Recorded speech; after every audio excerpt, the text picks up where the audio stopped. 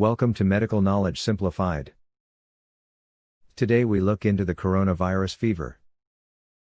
The coronavirus is officially named as SARS-CoV-2 and commonly known as COVID-19. A fever is persistent rise of body temperature above normal level. Normal body temperature is usually in the range of 36.1 to 37.5 degrees Celsius or 97 to 99.5 degree Fahrenheit. Usually in this pandemic, the fever is of low grade with body ache, a mild headache, weakness, and occasional sore throat. As we already know, the virus can be transmitted from person to person. Just by looking at the number of increasing cases during this pandemic, many people panic and start running temperature, which can be just a simple psychological fever.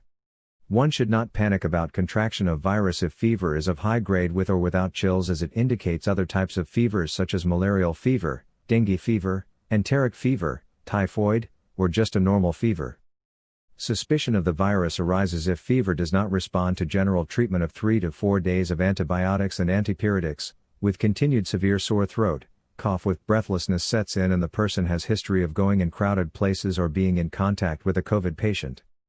If this or anyone's scenario, then blood test and chest CT scan will nail or rule out the diagnosis of COVID-19, although throat swab test is helpful but difficult to schedule for, due to influx of patients. This disease can be life-threatening only in a few cases, usually in an elderly patient having other pre-existing major illness like diabetes, blood pressure, or any type of lung disease. Strongly suspected or in confirmed cases, treatment options would be hospitalization. Although there is an ongoing debate on specific approved treatment for such cases. The aim of treatment will always be to manage symptoms with experimental medicines, and if no increase in complaints or no new symptoms in the last 10 to 12 days, with no fever in the last 3 to 4 days, then the patient can feel relieved as patient is on the path of complete recovery. 2 weeks of self-isolation is advised to close relatives of the patients, just to keep a watch for any development of symptoms, and if they do, then isolation will help in avoiding the spread of the virus, and again, hospitalization is preferable. Asymptomatic COVID patients can self-isolate at home. CDC India claims, the evidence suggests that recovered patients can continue to detect SARS-CoV-2 in upper respiratory swab tests for up to 3 months after first testing positive, so a retest to confirm if a patient is cured is said to be unnecessary, as it may turn up a false positive.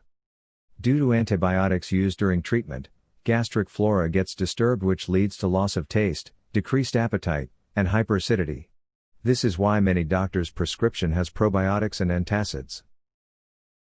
When going in public places, social distancing, wearing a mask, disinfecting surfaces, regular washing of hands, sanitization of hands, are some of the precautions to be taken to avoid contracting the virus. Thanks for watching. Like, share, and subscribe for more insights into diseases and its treatments just as this one.